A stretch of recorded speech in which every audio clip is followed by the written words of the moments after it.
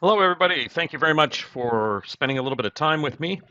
My name is Bob Bobel. I'm the founder of Cayosoft, and I want to give you two examples of situations that our customers or prospects have found themselves in and what they're doing to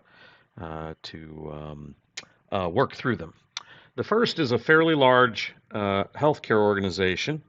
They are a Microsoft Office 365 customer. They also have hybrid on-premise Active Directory.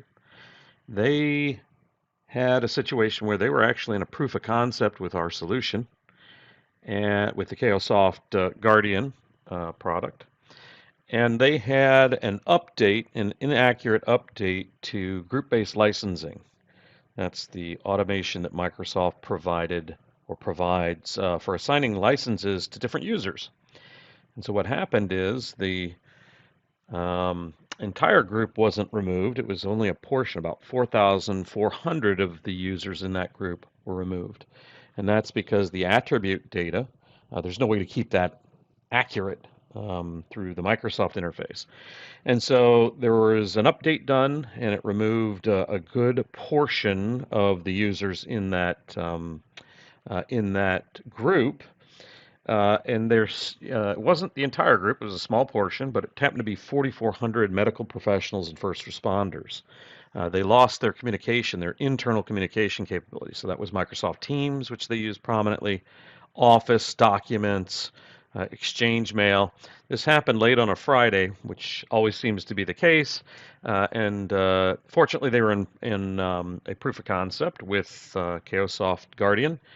So when they contacted us to see if we could assist, we very quickly went in, found the issue by looking at several users, determined the group membership was at fault, and then they used Cayosoft Guardian to immediately roll that change back, which allowed all those people to then have their license returned. So it was an immediate recovery with Cayosoft Guardian, and we were working at the attribute level.